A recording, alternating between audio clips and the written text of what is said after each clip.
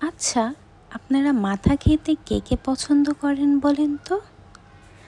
Hello everyone, আসসালামু আলাইকুম। কেমন আছেন আপনারা সবাই? আশা করি যে যেখানে আছেন ভালো আছেন এবং সুস্থ আছেন। আমিও আলহামদুলিল্লাহ অনেক ভালো আছি।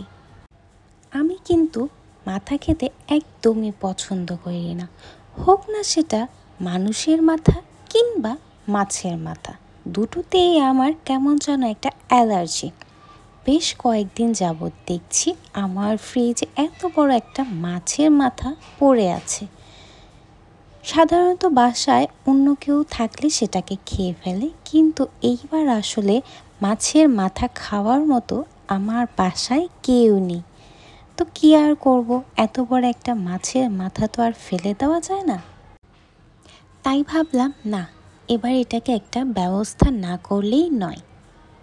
তো যেই ভাবনা সেই কাজ, চলে এসেছি আমি মাছের মাথা রান্না করতে। তো আমি আজকে মুগ ডাল দিয়ে মাছের মাথা রান্না করব। অনেকে আবার এটাকে মুড়ি ঘন্টও বলে, তাতে আমার কি, বিষয়টা তো একই। সেই মাছ দিয়েই রান্না করতে হয়, সেটা যেভাবেই রান্না করুক না কেন। তবে এক একজনের রান্নার ধরন কিন্তু এক এক রকম। এই যে ধরেন, কেউ বা একটু বেশি মশলা দিয়ে রান্না করে, আবার কেউ একটু কম মশলা দিয়ে রান্না করে।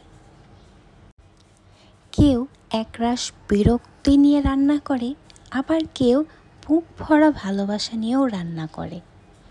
যাই হোক, এত কথার মাঝখানে আপনাদের জিজ্ঞেস করতে ভুলেই গেলাম, আপনারা আসলে কোনটা খেতে সবচেয়ে বেশি পছন্দ করেন, মানুষের মাথা নাকি মাছের মাথা? অবশ্যই কিন্তু সেটা আমাকে কমেন্ট করে জানাবেন। আর হ্যাঁ, যারা মানুষের মাথা খেতে সবচেয়ে বেশি পছন্দ করেন তারা জানাবেন আমাকে এই দুইটার মধ্যে কোনটার স্বাদ বেশি, বা দুইটার মধ্যে টেস্টের ডিফারেন্টটা ঠিক কেমন, কতটুকু। আমিও না হয় একটু ট্রাই করে দেখব। এই মাথা নিয়ে যত কথাই বলি না কেন, ততই মনে হয় কম হয়ে যাবে। মানুষের জীবনে যতদিন বেঁচে থাকবে, কোনো না কোনো ক্ষেত্রে এই মাথা তার জীবনে অনেক বড় একটা ভূমিকা পালন করবে।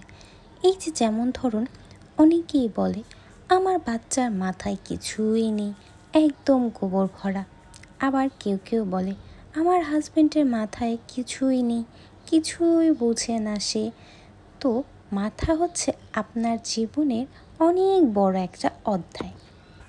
এই মাথাকে আপনি যতই চাইবেন আপনার জীবন থেকে সরিয়ে দিতে, আপনি কিছুতেই পারবেন।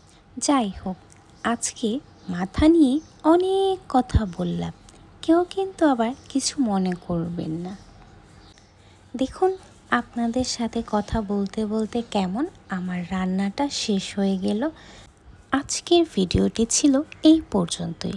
ভালো লাগলে অবশ্যই লাইক, কমেন্ট, শেয়ার এবং সাবস্ক্রাইব করবেন। সো আল্লাহ হাফেজ।